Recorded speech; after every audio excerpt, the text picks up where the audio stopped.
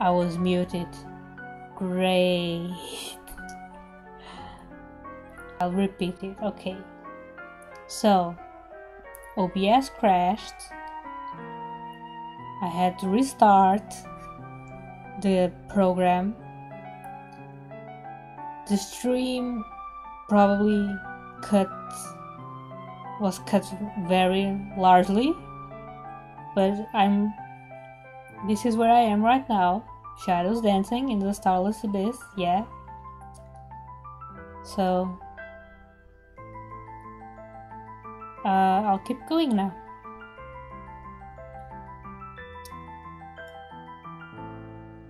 Shadows dancing in the starless abyss made my imagination go wild, make me anxious at the same time. Suddenly, the music had stopped. The dancing shadows froze in place, and I could swear, pierced me with their eyes. One of the silhouettes immediately parted from the bizarre shadow carnival and sprinted across the field with giant leaps.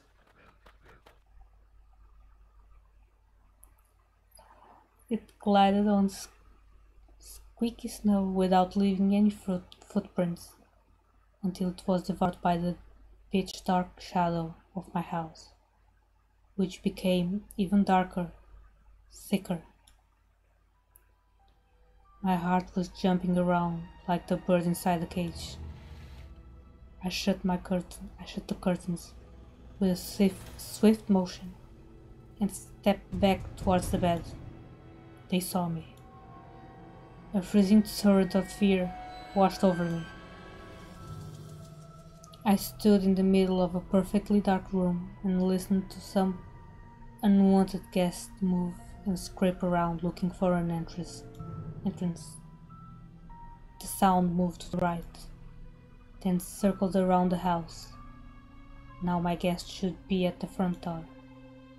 I jumped into the bed, covered myself with a blanket, as if it could protect me. The shackles of fear locked my muscles.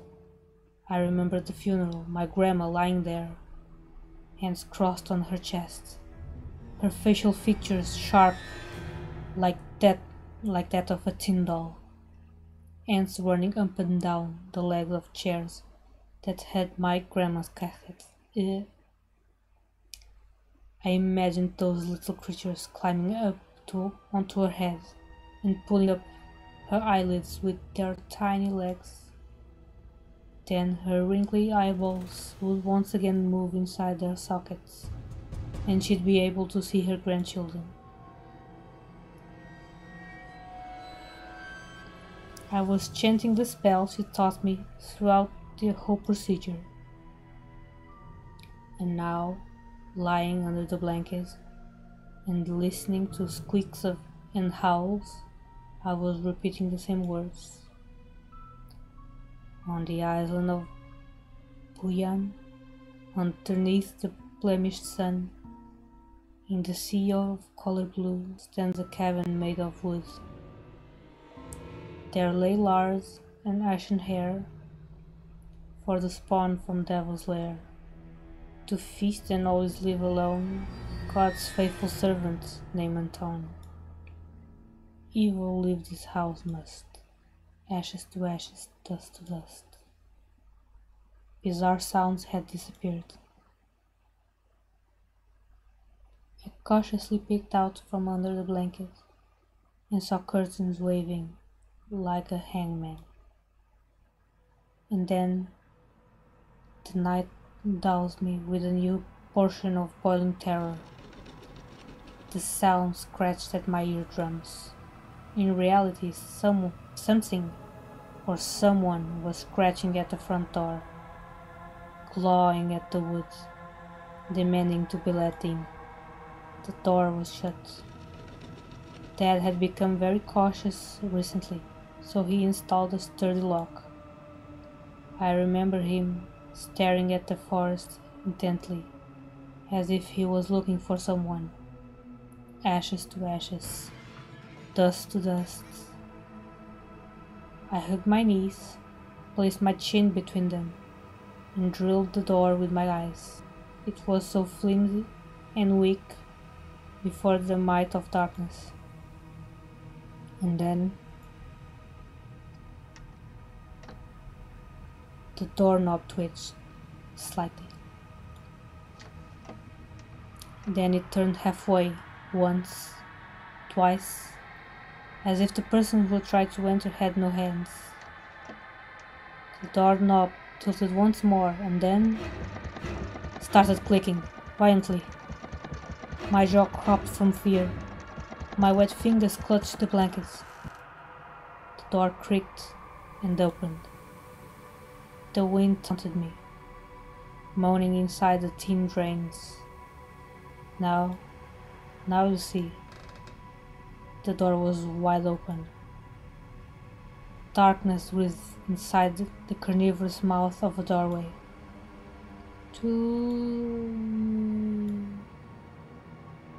It was as if the night itself was calling out to me, flapping its black wings and squeaking with rusty hinges.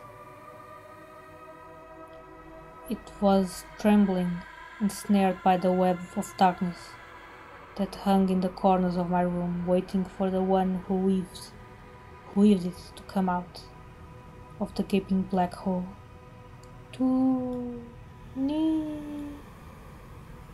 My abdomen tightened and my chest rose up, ready to exhale a desperate scream. But before I was able to do anything, the darkness asked me, "Tony, you asleep?"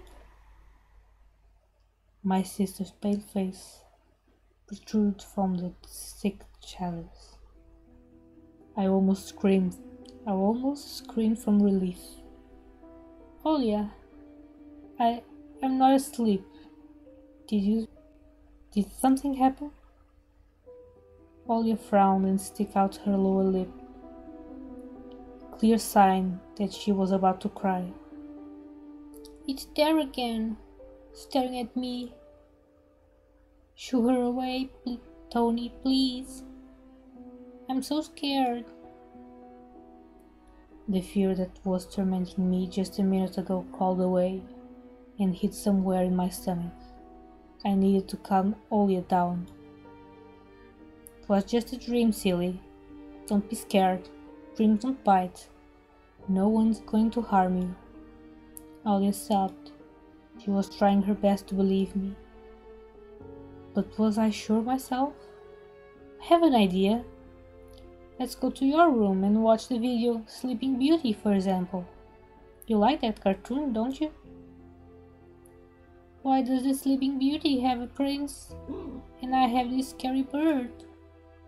That question took me by surprise. "Alright, let's watch Cinderella."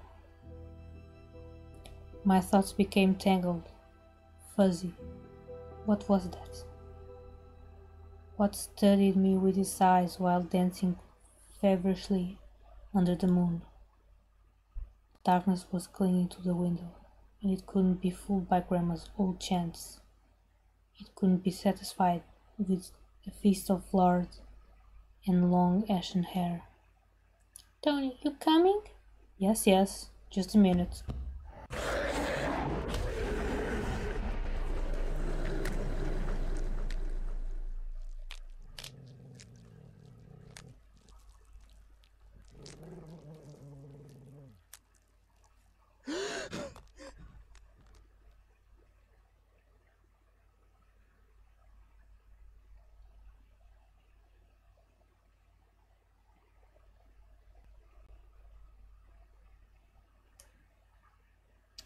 That's why I didn't want to laugh at Olia and her owl in the morning. "Who could be knocking at our door here in the middle of nowhere? We don't know anyone around here." So persistent. I felt extremely unsettled just from a silly thought that our morning guests could have come from the woods. I could barely hear voices coming from the front door. My mind was urging me to hide, in the closet, under the table, behind the curtains where Ollie always hides. Tony, come here! I felt like kettlebells were tied to my feet, but must still drag them towards the hallway. A couple of policemen towered over me in the doorway. They smelled like frost and worry. My mom always winced and grumbled the moment she saw patrol cars, worse than bandits. At the moment, though, she looked somewhat confused. Hello. Senior officer, who wore a grim expression, nodded. A boy has gone missing yesterday. His name is Vova. Look at this, please. Have you seen him? A policeman held out a photograph to me.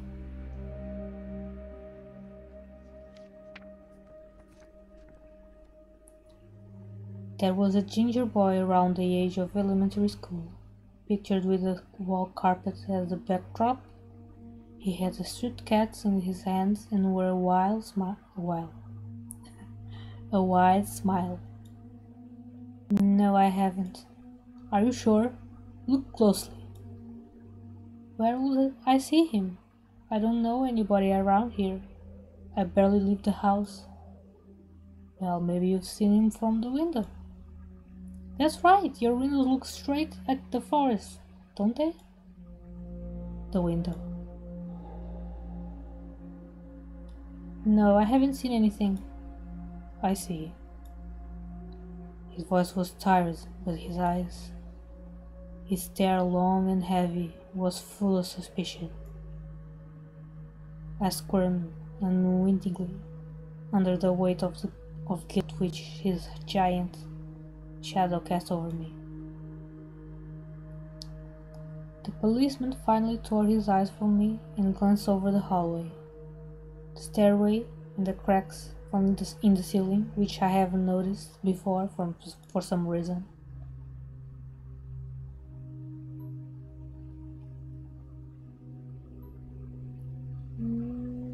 Lost a bit.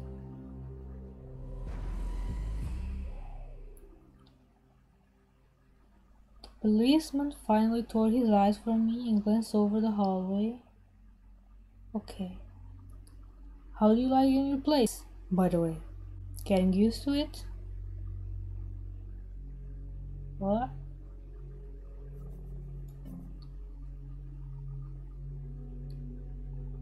Checking. Still up and running. Good. Bit by bit, it's just our little daughter misses the city a lot. Misses the city, huh? Have the locals been treating you well? Yes, everything is alright, thank you. The policeman pierced through me one more time with his grey eyes. My head started spinning. Can I help you somehow?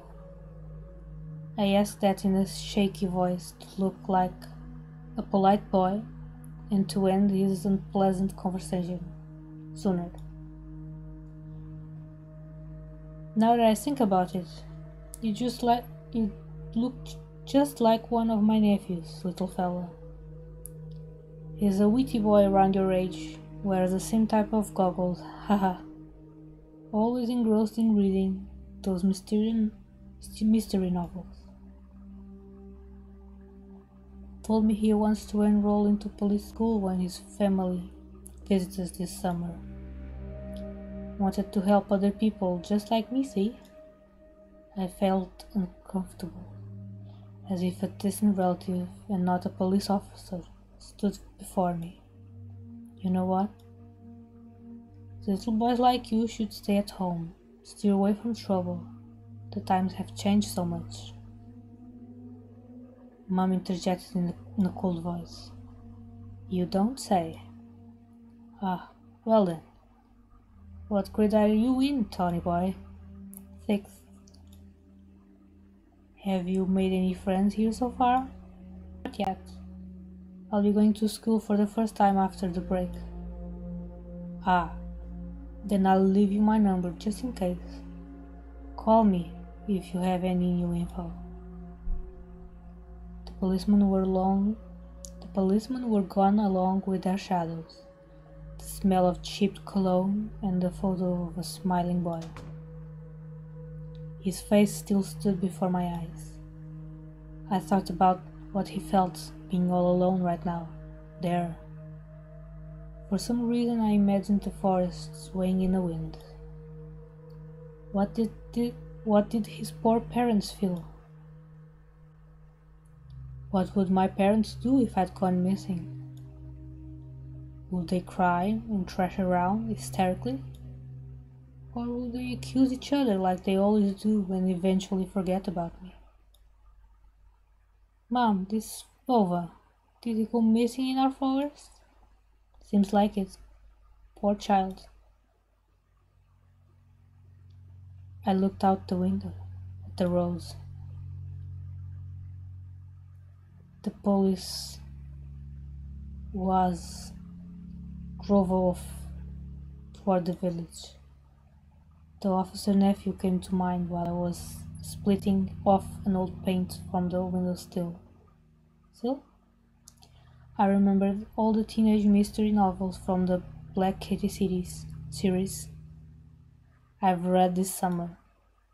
Your average boys and girls investigated all sorts of mysteries hid there. They looked for clues, spied on suspicious people, and after a set of amazing adventures, bam! Solved any complicated case. They became local celebrities and must have made their parents real proud. I noticed a trail of policemen's footprints that led to the forest. And then it clicked in my head. Why don't I just start an investigation on my own? Maybe I'll find that lost boy. And I'll get my rewards. Ollie will be so happy. Not only Olya, Mom and Dad too. Maybe they'll even forget about their quarrels for a while. Maybe I'll even save us from the D words. Dick. I fantasize about buying Olya a Tamagotchi and getting a cassette player and a bunch of tapes for myself and a whole box of Kinder Surprise. When was the last time our parents bought us any toys? Last autumn, I think. My dad had lost his job at the time. There's that annoying song about it. I had little to no idea what was the accountant's job like. They counted money? Neighbors used to envy us, but nowadays Mom and Dad barely had money to afford sweets. And Dad would always divide a single chocolate bar between me and Olya. Sometimes I gave her my chair too. No matter how much I wanted to eat sweets, she was still just a pipsqueak. I couldn't wait to go out and looking for clues. Going outside! Yeah, right.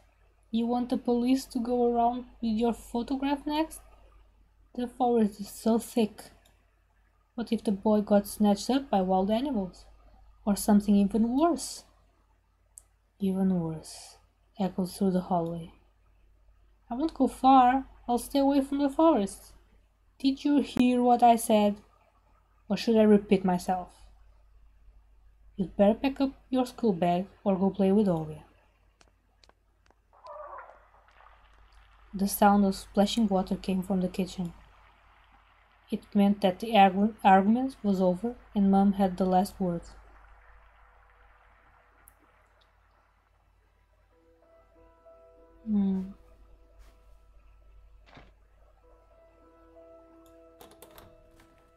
The dark, stuffy closet. Mom says it smells like mice. But how does she know their smell? She hates when I stick my nose in there. She's afraid I'll cut myself on their freshly sharpened axe, and Ollie can't even be lured close to it. She thinks Bye-Bye is living in there. Bye-Bye? Don't know what it is. I tried to help her fight her fears once. I opened the door and turned on a dim lamp so she would see there was nothing but cobwebs. It had stools and scratched walls. She still didn't believe me. And I liked to hide in the closet and listen to all his count outside. 1, 2, 3. Better hide from me. Then drag her feet on the creaking floorboards, hoping that she won't need to look for me in the cramped monster's den.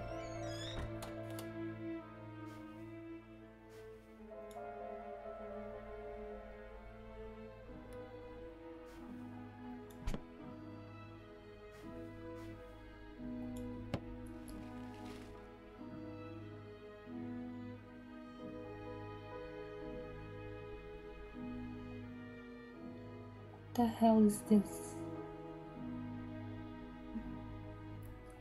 Grandma kept ice cream for me and Ollie there, but now I could only see meat bits for soup clumped up together. Pelmeni? I grew to hate them already.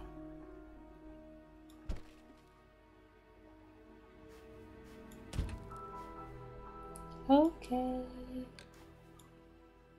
Anson! I'll whip you if you make a single step out the door.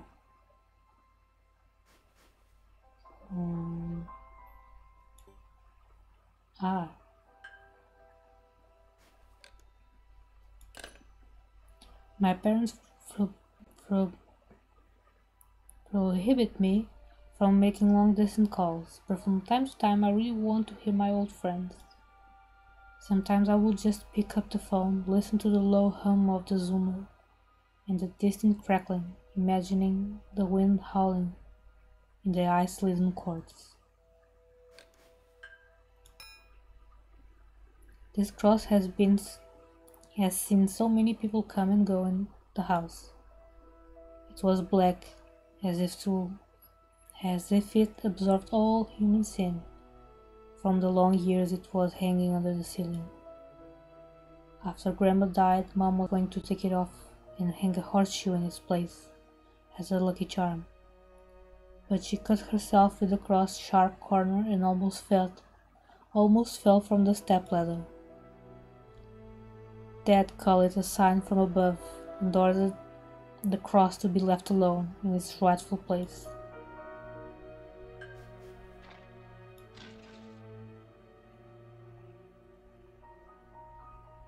Pegtop. Mom's pegtop, a family relic. Mom played with it when she was little, then gifted it to me. Ollie was next in the succession line. The toy belonged to her now. She stared at the dancing spindle as if it could show her something. A fairy tale, or maybe even our future. Now even my little sister was a bit too old for the old squeaky peg toy. Okay.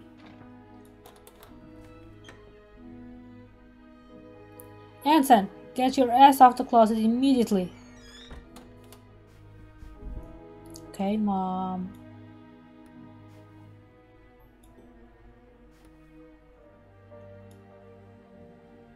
The side of an old ocean freezer was checkered with my childish drawings, Mom's recipes, and all kinds of stickers from bubblegum with dinosaurs that Ollie liked so much. Among that still life picture hung a piece of ruler paper with the phone number of the police officer who visited us. First Lieutenant Tikhonov. I read inside my mind. looking at the officers sprawling and writing. The scrap of paper was held by 2 pieces of a broken magnet from some old Soviet toy, and those pieces were just barely covered up by the numbers as if to taunt me.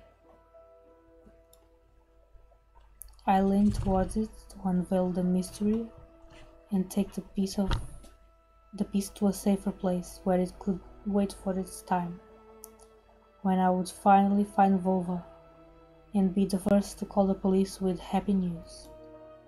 Answer!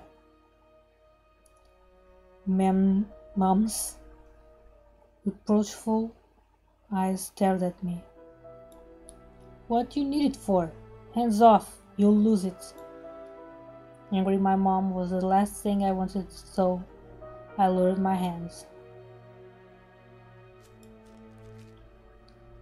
The decrepit and stain-covered calendar was once my favorite form of entertainment in Grandma's house.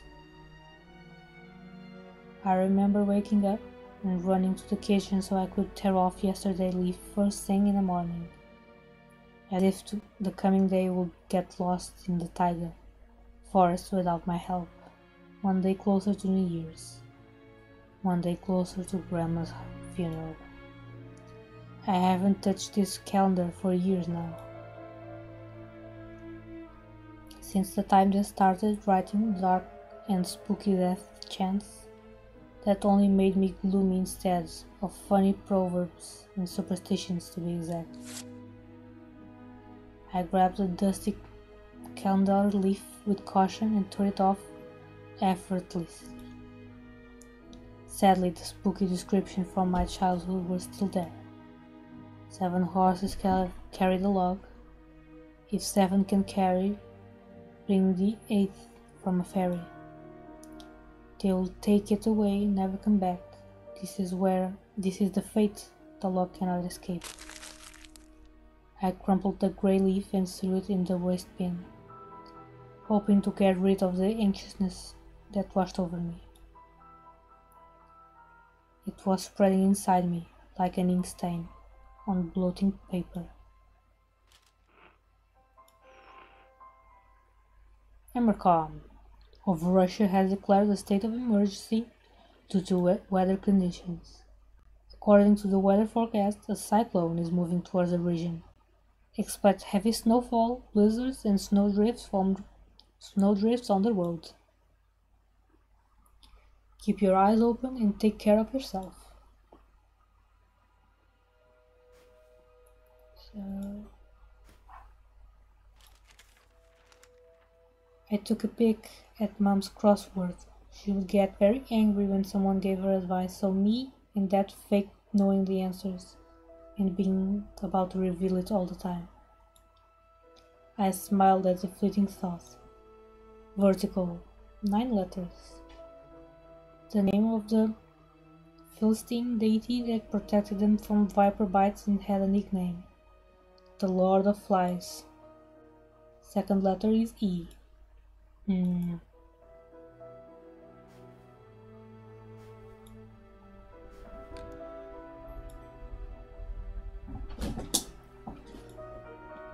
I need to distract Mom somehow, or I'll get scolded and my ass whipped with Dad's leather belt.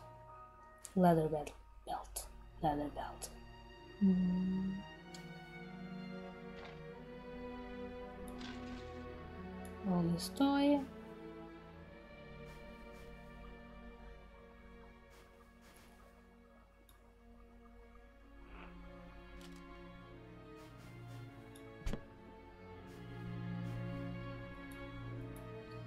There's something here.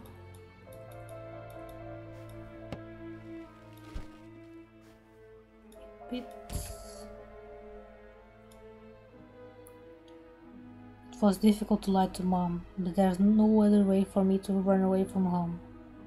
Mom, something wrong with the TV. The picture is dim and there are stripes all over the screen. Mom's face became visibly distorted. You're killing me here. So have you had enough of shooting those stupid ducks now? Told you the kinescope will go dim because of your console. Well, where will we find a TV technician in this hole, huh? Maybe adjust the settings. Please go see for yourself. Strange. It worked fine in the morning. Maybe the snowfall caused it. Mom rubbed her hands clean on her apron and went to Ollie's room.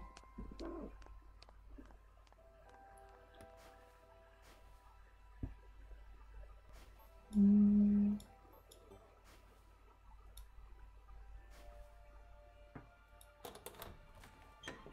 okay.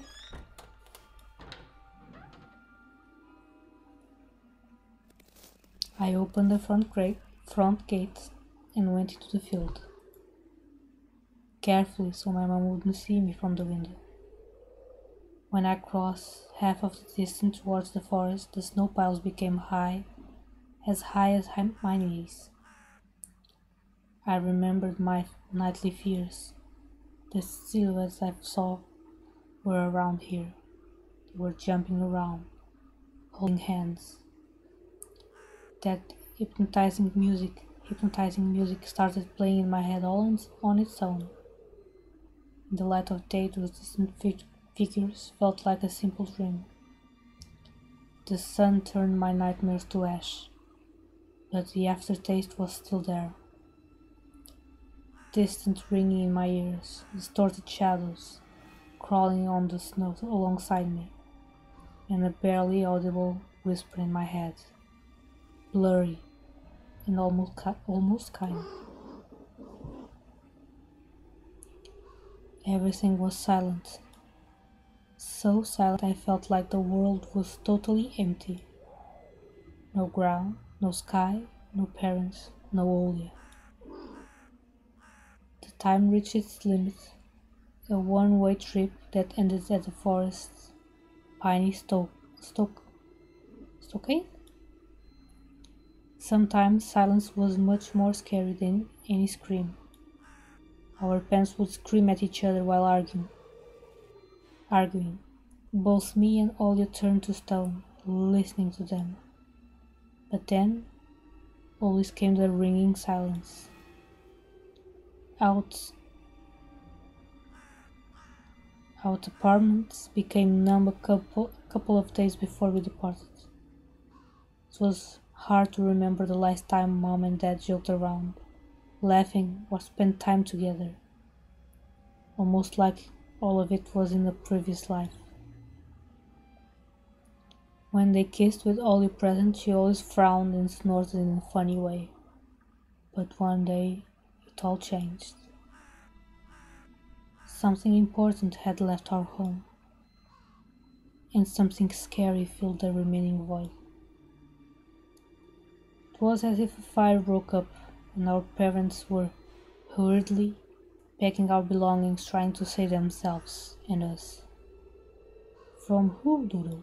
Though, from the people with dead cold eyes who sometimes visited us in our previous home.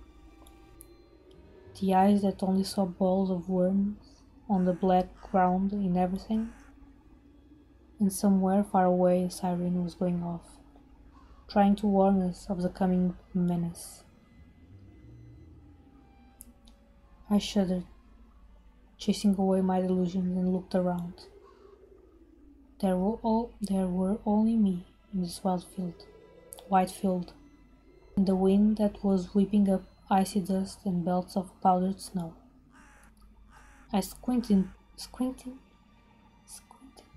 I squinted from the sun and turned my eyes into the sunless forest.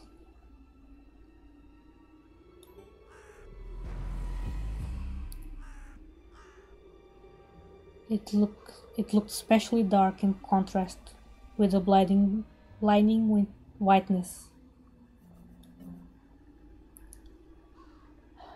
Knobby tree roots slithered under the snow like fat snakes. Rotten leaves and coniferous needles frozen to the ice. Dry, prickly branches intertwine, bringing up uncomfortable thoughts about fences. Were they protecting the forest? Or were they keeping something from breaking out? Some object was hanging from one of the pointy branches. I tried to get closer, drowning in snow, and when I almost got to the edge of the forest, I saw a knitted mitten. It looked like a wounded bird among the hungering semi-dark. Should I take it to the police? Their senior officer looked gloomy, but he still reminded me of Captain Casanova from my favorite TV show called The Streets of Broken Lights. He was also always anxious, with a tired look in his eyes, but still brave and strong. Will this mitten help them find the lost boy? Vova! I heard a distant shout. It looked like it came from the river. Vova! As if the trees were calling out to someone. Vova! Resounded closer to me. There was someone standing there, behind the trees, hiding. Vova! I knew someone was looking for the lost boy, but still, there was something unsettling about that figure. Its stillness, how it was bent unnaturally towards the ground. I don't see it.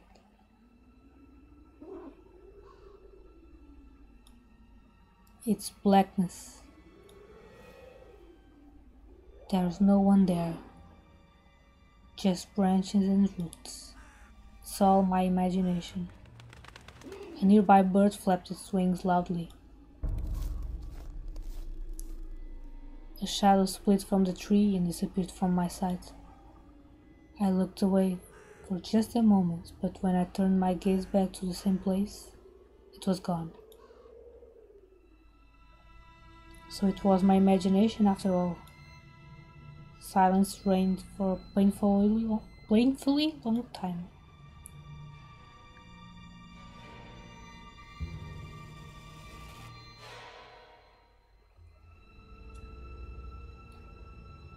My muscles were tightly sprung.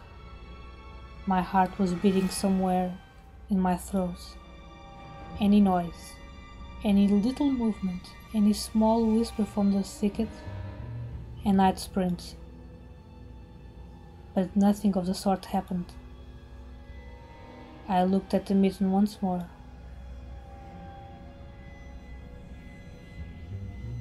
Should I take it? Let's check the stream first.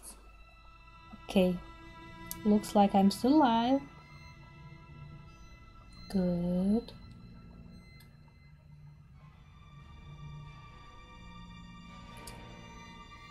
Let's take the mitten. I decided to take the lonely mitten from the branch.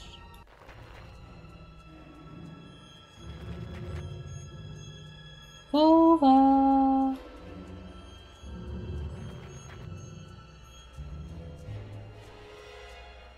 A shout rumbled across the field and dissolved into the distance. No echo, no hope for a reply.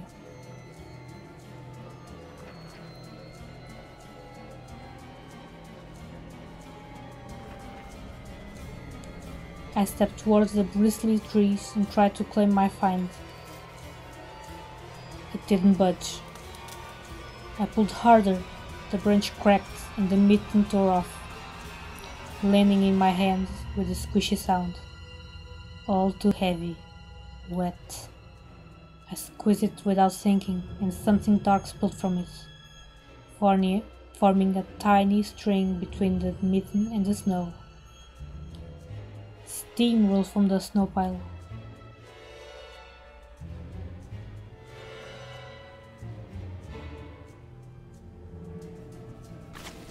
I froze in place,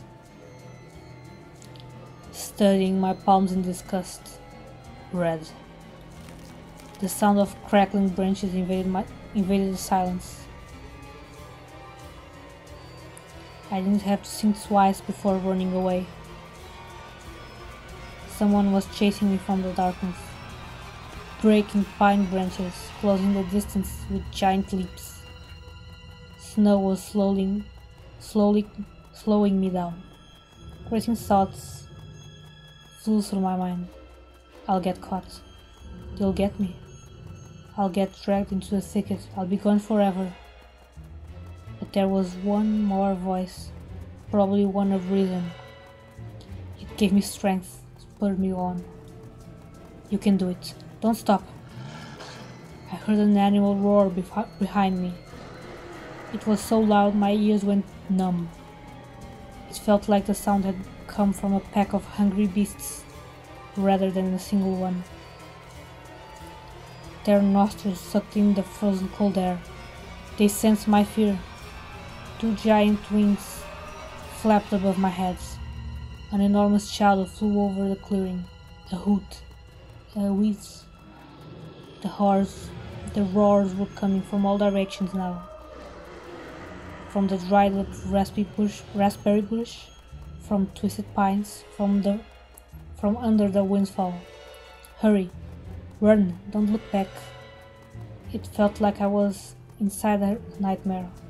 The snowy clearing became viscous like quicksand. I was stuck in place. I pulled my leg from the mushy trap just to be caught in a new one, even deeper than before. I continued to drown, sinking deeper and deeper with every desperate push. Was Snowy ever this sticky? I screamed in horror after realizing this wasn't snow.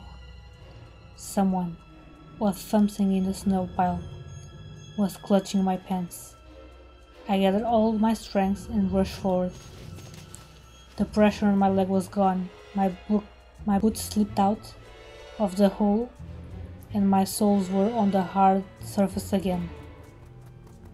I reached a clear path with one jump and from there ran to my house. Its gloomy facade didn't look threatening now. That house was my line of defense from the shadows that flapped their wings and the creatures that were hidden under the snow. I tripped over the doorstep and smashed into the door. In all my hurry, I still managed to notice the claw marks, as if a dog was striking the wood with its paws, demanding to be let in so it could escape the cold. I hadn't noticed these marks when I was lifting. When I was leaving. Okay. The heartbeat in my ears was much louder than my surroundings. I couldn't hear whether someone was following me or not. What if they were already in our front yard? And Mom had locked the door. Drowning in fear, I pulled the doorknob and it obediently gave away.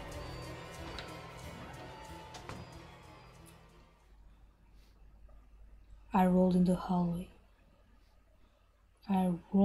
hallway and shut the door behind me. Porch planks creaked as my pursuers ascended the stairs. My fingers flipped off the lock, and I couldn't click it into place. I gritted my teeth and pulled hard on the iron knob, wiping it between the boards. Whipping it. I stared blankly at the door. Someone was standing on the other side of the pitiful, flimsy barrier that was probably less useful than blankets. Wheezing breath reached into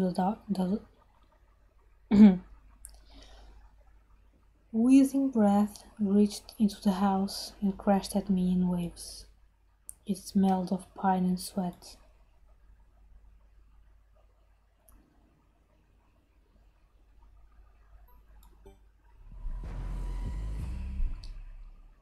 Mom peeked out of the kitchen and chastised me, with the same frigid voice she always used when talking to Dad. What exactly didn't you understand when I told you to never slam the door? I I didn't mean to. I snuck a glance at the door. The smell was gone, and the breath was too. If there was someone in the first place, of course. Here, mere 5 meters away from Mom, my fear was slowly weakening, melting like snow in spring, and with it, the last bit of strength I had left in my body too. My legs gave way. I propped myself so against the wall so I wouldn't fall. Mom's expression had changed immediately. The cold mask of strictness had and detachment was gone. Mom looked the same as before all those quarrels. She saw my condition at last. My wet pants plastered with snow. Where have you been? What did I tell you, huh? I told you to stay home. Am I nothing to you too? I got afraid she would cry. I reached out to her like when I was little and wanted her to cuddle me. But Mom regained her composure fast and put on her usual face. Her eyes shined like steel. Her voice rang out. Your dad can find his cigarettes. Be honest, did you snatch them? Were you smoking in secret? I. There was someone chasing me. I thought. I thought. I stuttered as soon as I started to explain myself. Tears welled up in my eyes. Mom leaned towards me and sniffed my clothes like a beast, searching for the smell of tobacco. Then she squinted her eyes in suspicion and looked into the front yard. Her expression changed in an instant and she covered her mouth with her hand. Look over there, at the fence! My heart had started thumping, as if I became prey once again, and my pursuers were following me into the field. I could swear that I've heard something scratched at the door, just like in my nightmare.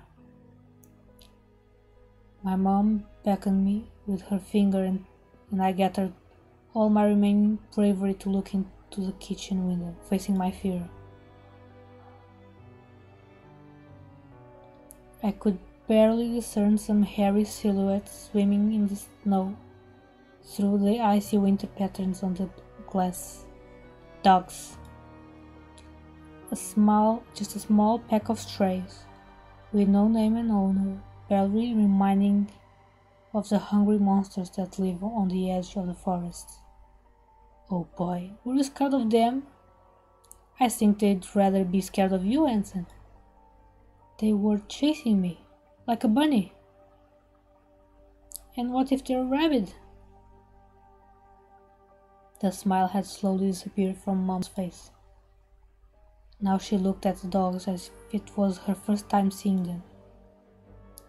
What if they attack Olia? Mom? I wish your dad could just shoot them all. Mom, look, they're alive. Huh? What? Are they your friend or foe after all? Make your mind. You're not a little kid already. Mom sighed in annoyance, and I felt so bitter that I bit my lower lip and fixed my gaze on the cobweb-ridden corner. Well, some detective I am. In reality, I wasn't risking my life among monsters, but rather my pants among a pack of stupid strays. And for what? What use do I have for this?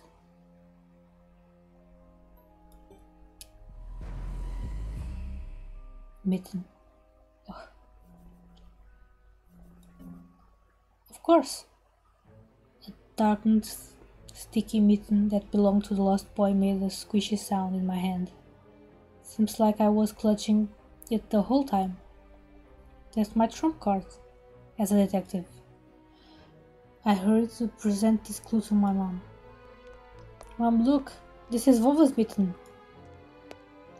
That boy that the police was asking about this morning. It's drenched in blood. I found it hanging on a tree.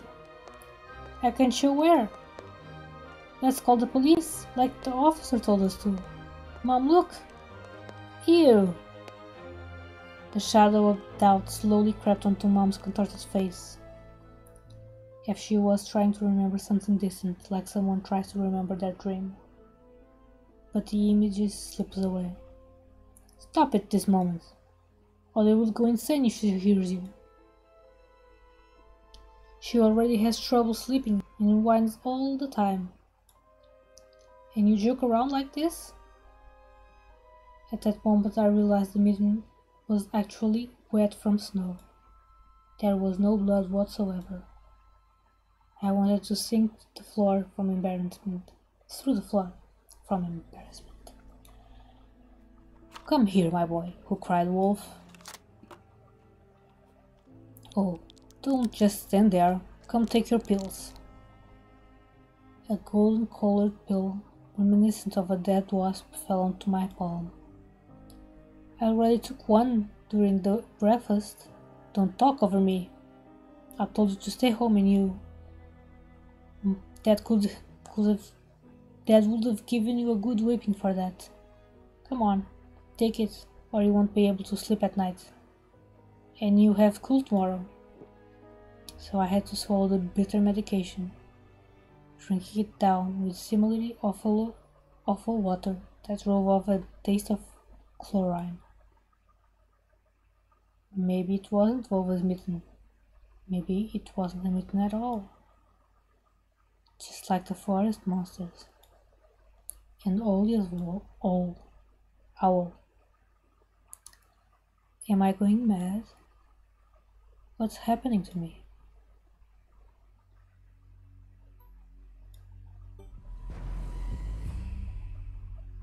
Either the pill had an immediate effect, or my overexerted brain didn't let fear inside anymore.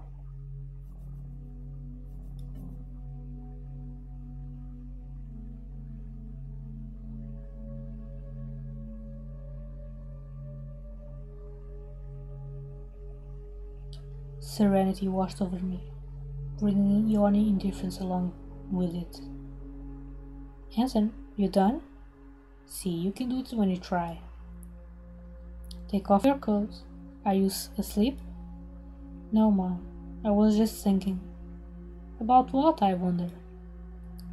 It's just something silly.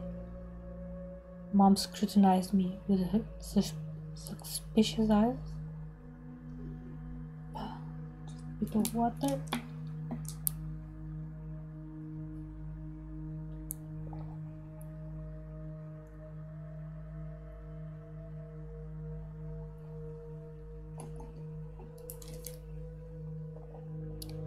As if she wasn't sure she was looking at her own son and not some doppelganger. Doppelganger? That came from the forest. Is everything alright? You had the exact same expression when the policeman asked you about the window. I'm alright, Mom. She heaved a deep sigh. Fine. Seems like the house had changed. The sofa's fabric had become discolored. Fingerprints appeared on the bathroom tiles. The light bulbs also felt different, dimmer, and yellower. Even the saliva inside my mouth had a different taste. The melody from Aladdin could be heard from the upper floor. Olia was done rewatching her favorite Little Mermaid episodes and switched to other tapes. I slowly changed into my home clothes, stopped before the sink and studied my reflection in a mirror. like I was trying to solve one of those spotted different puzzles. Difference. Then I went upstairs. Jafar and Yago? Voices died down.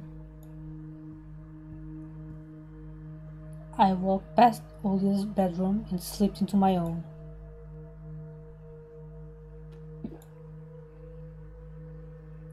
One of the drawers was empty. I hid the mitten there.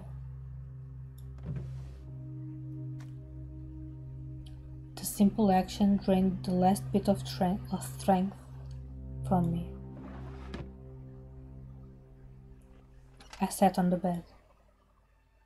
Only then I noticed there was someone behind the curtains. My tired hand dropped to the sheets. Whether it was due to medication I took or the stress I underwent, the room began to contort, as if the wind was blowing the walls out like a pair of sails. The room's corners bent and undulated. The only still thing in the whole room was a figure between the windowsill and the curtains. A flimsy piece of cloth was stuck to my hidden visitor. Olia? Who else would be standing there? I stood up and licked my dry lips. Yeah, Olia, it's so funny. The silhouette wasn't moving. It was enveloped softly by the curtains, as if there was a thick layer of darkness there, not a human being. I reached toward the curtains. Ba-doom, ba-doom, beat my heart, controlled by medication. The wind sang in the fields with a chorus of voices. For a second I wanted to return to the bed, just lie down and watch the person behind the curtain, knowing full well they were looking back at me. They were looking without blinking, waiting for me to fall asleep. Plastic rings rustled against the holder when I pulled open the curtains. Gotcha! I knew it was you from the beginning.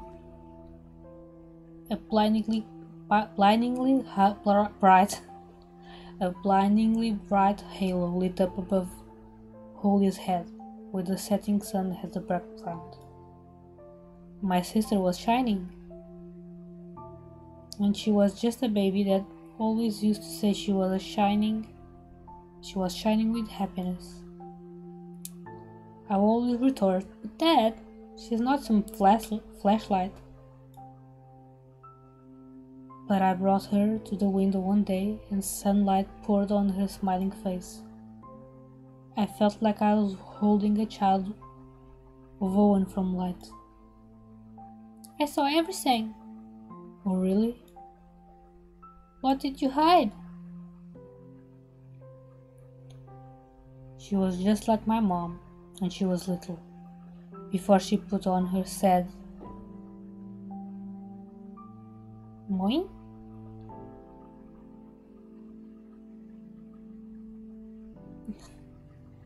She was just like my mom when she was little, before she put on her sad mask of tiredness and switched to her commanding tone of voice.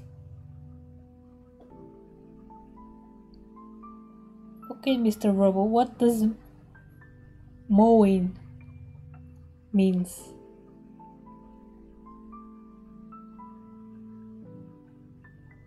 Nothing?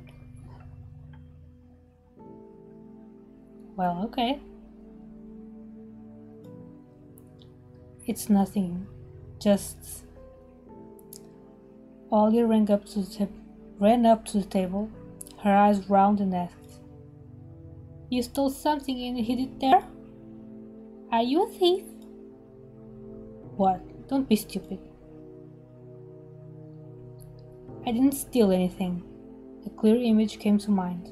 That mitten, hanging from a tree branch. "Hello, Mr. Robo-Rex." Nice to have you here.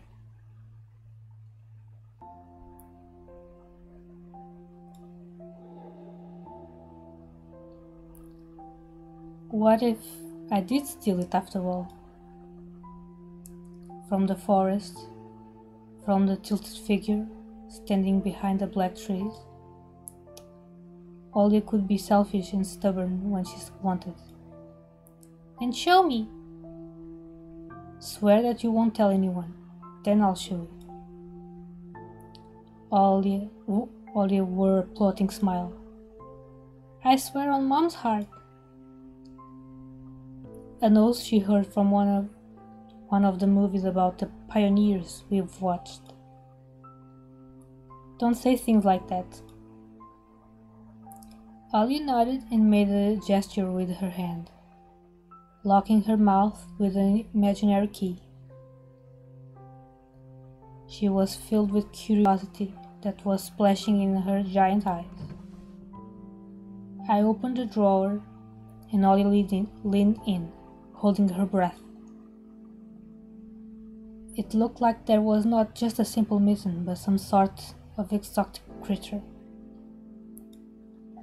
Is this someone's mitten? She said that as if she couldn't understand what she saw. A certain boy lost it, and got lost himself.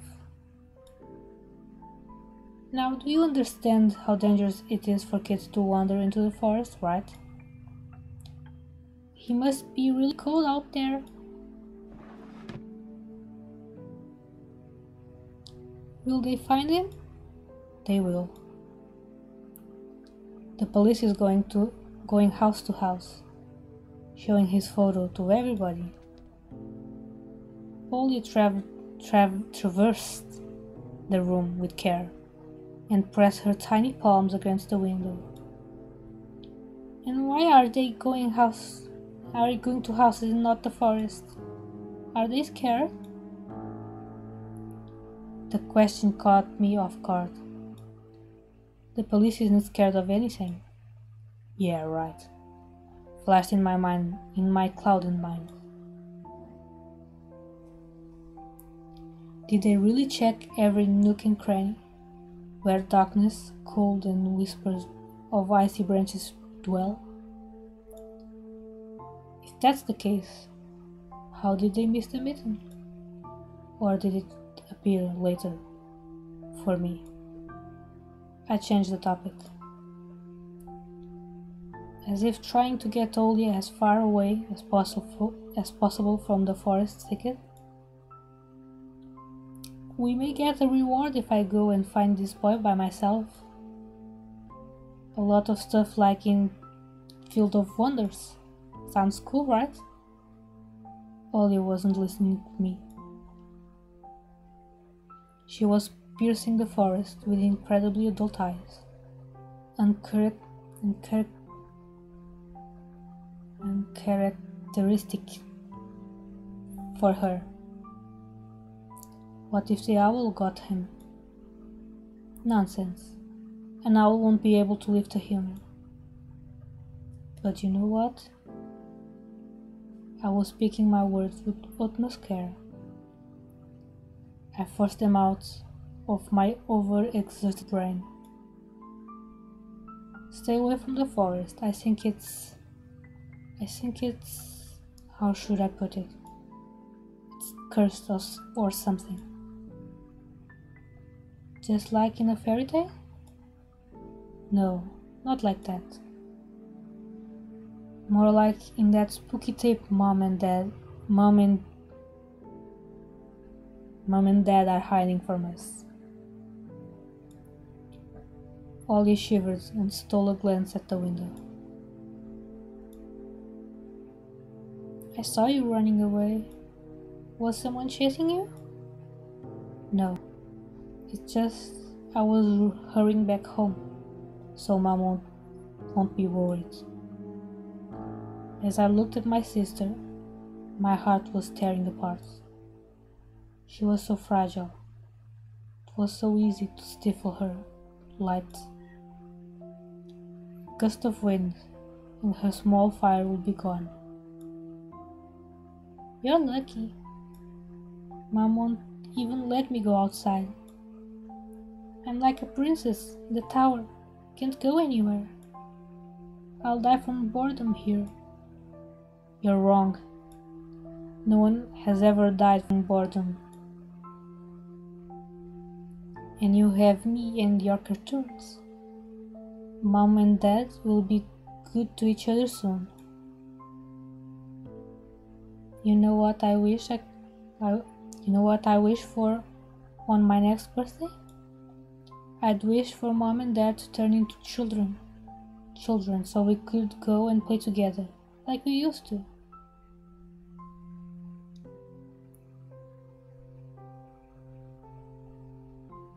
This is a visual novel, so a mixture between a comic and a game.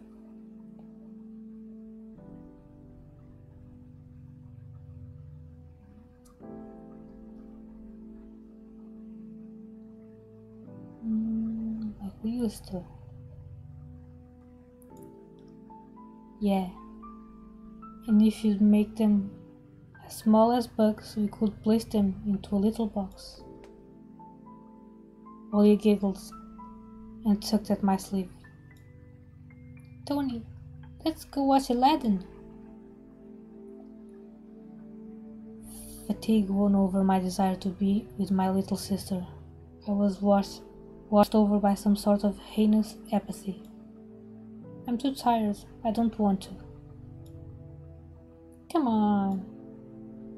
It's so boring alone, and Mom is always busy. You can pick a cartoon you haven't seen before. I know all of our tapes by heart at this point. Not all of them. You haven't watched Peter Pan. Remember how you fell asleep in the middle of it? And so much happens after that. Let's go, let's go! Maybe a bit later. Should I tell you how it ends? Let's leave that for tomorrow. I won't tell you tomorrow. I know. Let's play hide and seek. No, Ollie. Then draw me a dino. Ollie, please. Draw it, draw it. Will you leave me alone already? I blurted out without thinking. And then I was immediately taken aback. I'd never screamed at my little sister like that. Ollie stared at me in shock. Her lips started trembling.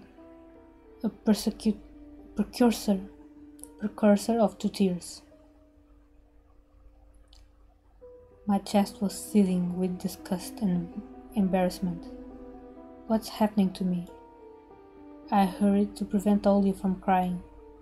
Alright, you win. Let's go watch cartoons for a bit. Don't wanna. I came up to her, put my hand on her soft hand. Let's go. Let's go watch Peter Pan. Boo! You'll fall asleep again. I smiled and lifted her chin. Her eyes were wet and felt bottomless. I promise I won't. And I'll draw you a full Triceratops later. Hooray! Triceratops. Well, close enough. Ollie rubbed her eyes with the sleeve of her pajamas, and a shining smile returned to her face. I'll go ask Mom for condensed milk and bread. And you rewind the tape. The bread is fresh, just how you like it. Alright, just be careful not to spill the milk, or you'll be yelled at again.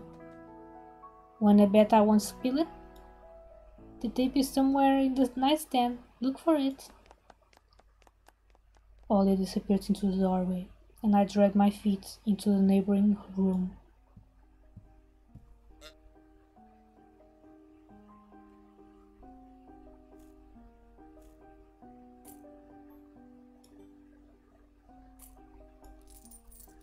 piggy bank.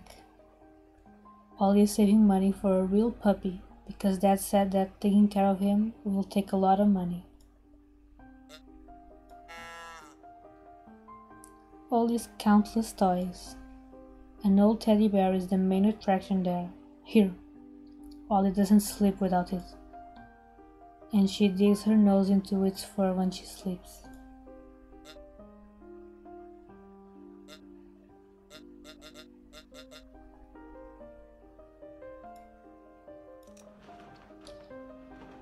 The scary window where Ollie sees that accursed owl every night, lurking in the dark. Ollie keeps curtains open during the day, but as soon as the twilight comes, she shuts them tight so she wouldn't see the pair of hungry eyes outside.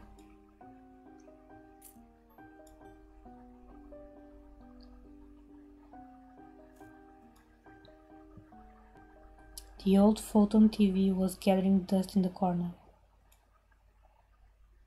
All that was left was clicking the button on the front panel.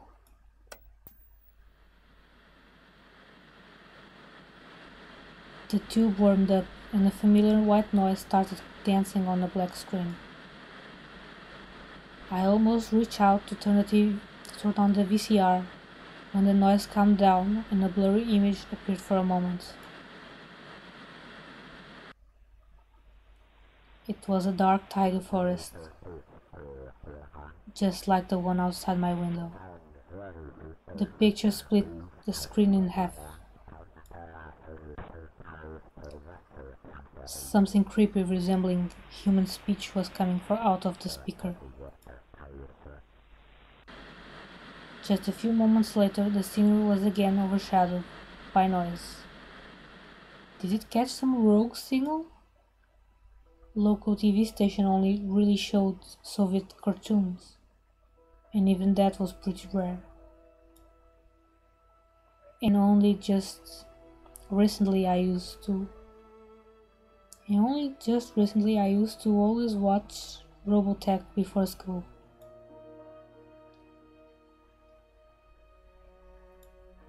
It was so awesome. Maybe I should tinker with the antenna. What if I catch this channel again? On the other hand, Ollie had asked me to find the tape. It wouldn't be nice to disappoint her. But in my sleepy states, I didn't have the strength to do all of it.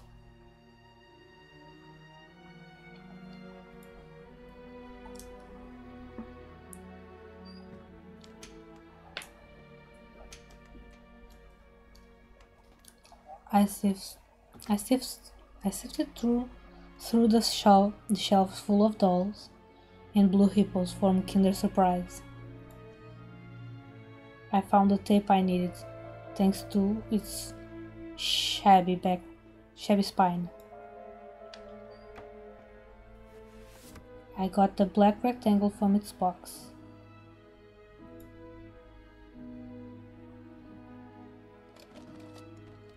The tape inside it rustled while rewinding to the beginning. This rustle was lulling me to sleep. Drowsiness attacked me while I was squatting before the TV.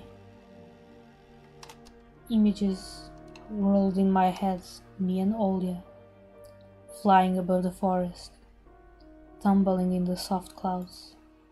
My little sister is laughing, but her smile becomes more and more forced with every passing second. I noticed that the clouds underneath us part, bearing the bristly pine tops. Swampy darkness lurked among the trees. The wings are no longer able to hold us, and Ollie. You haven't started without me, have you? My sister brought the tray with unevenly cut bread and a whole can of condensed milk. I rubbed my eyes. No, come sit. Mom and Dad are arguing again.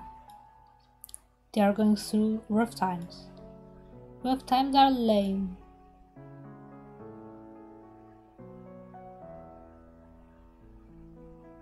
On the screen, on the screen, Wendy was hiding Peter Pan's shadow in the dresser. Ollie was entertained by the cartoonish dog Nana. Maybe Mom and Dad will buy us a dog too. Yeah, right. I'll have my own dog in Neverland, and a cat, and a parrot. Ollie smeared a slice of bread with a thick layer of condensed milk and handed it to me. Have you lost all your baby teeth? Obviously. Ollie frowned, deep in thought. Peter Pan has baby teeth. What if they won't let you go to his land with adult teeth? We'll think about something. You'll ask Dad to alter your age in the passport. And why would Dad forge documents? Ollie took a bite from the sandwich and started talking with her mouth full. He will. I will, Mom, and say he did that before. Ah. You'll grow ears as big as Dumbo's. Ollie got worried and touched her ear. I smiled to myself. My little sister was silent now. She just devoured bread, watching the adventures of Peter Pan, Tinkerbell, and James Hook. Missed one.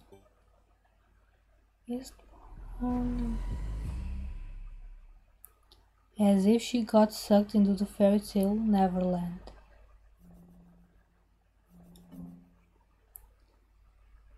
To be honest, I also imagined myself there, in a land where no one ages, where no one argues over little things, where no one listens to fights and the sound of broken plates at night. I felt like I was dreaming with my eyes still open. Then my sister's scream pulled me back to reality. Tony! Shut the curtains fast! Why? No one's watching you. It's dark. When it's dark, the owl comes. I'm scared. I got out of bed, fighting my drowsiness, and closed the curtains. I did my best not to look outside, towards the treetops, towards the taiga forest which seemingly drew closer and closer. Of course, it was just a visual effect from shadows and branches scraping the snow. Tony, Mom thinks I made the owl up, and Dad too thinks I'm a liar since I'm small. But the owl exists. Honestly it does. You do believe me, right?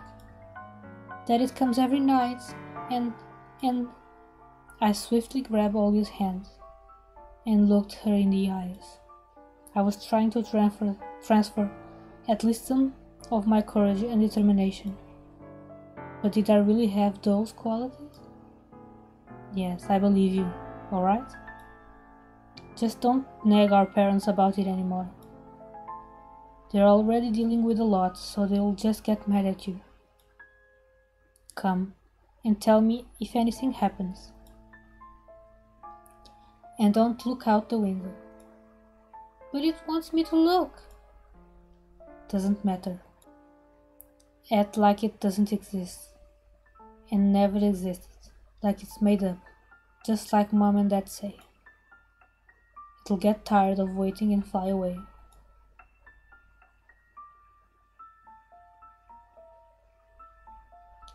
It was madness. But after everything that happened recently, I was more and more inclined to believe that Olia's owl existed.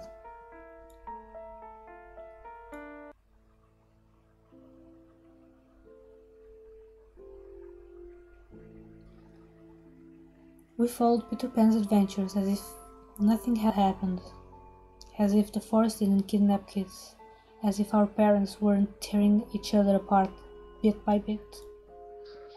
Captain Hook was running away from a crocodile, and Captain Pan was heading to London on a gilded sailboat.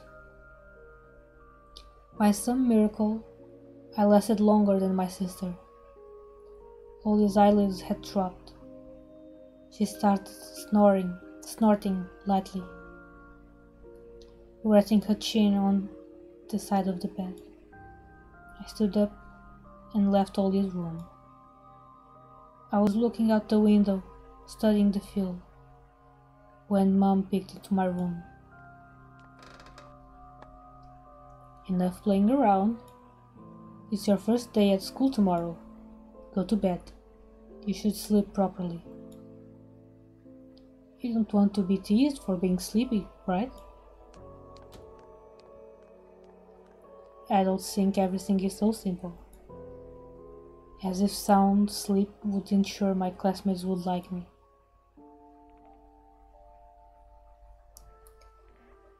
And I skipped on again. I covered myself with a blanket up to my neck and listened to the house humming, to something invisible rustling in the corners.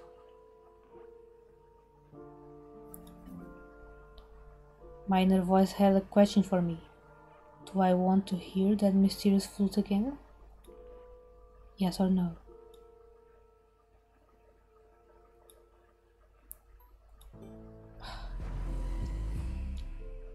Maybe it's just a part of growing up, and I can't fully understand my own desires. The forest wailed behind the barrier that were my walls. Some ethereal entity wandered the fields.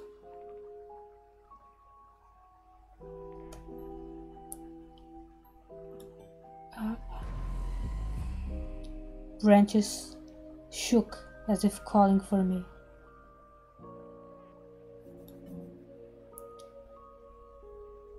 The wind howled on and on in the night.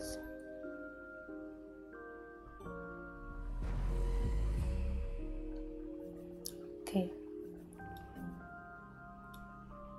My thoughts were like annoying flies that entered my head before becoming weak and tangled.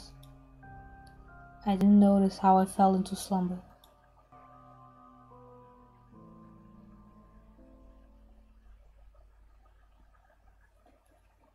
Okay.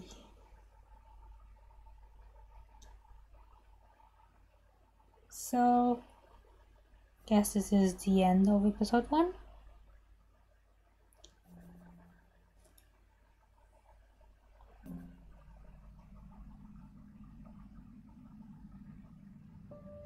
And the version I took of it's only this long. I got it on itch.io. So was it interesting? No, I have seen Markiplier play this game a long time ago, but I didn't really remember the story, so it was nice to revisit it. Okay, I guess I'll end the stream now. Thank you for coming to the stream, passing by, saying hello or something. Anyway, see you tomorrow. Tomorrow I'll be streaming more Pokemon, I think. So, bye. See ya.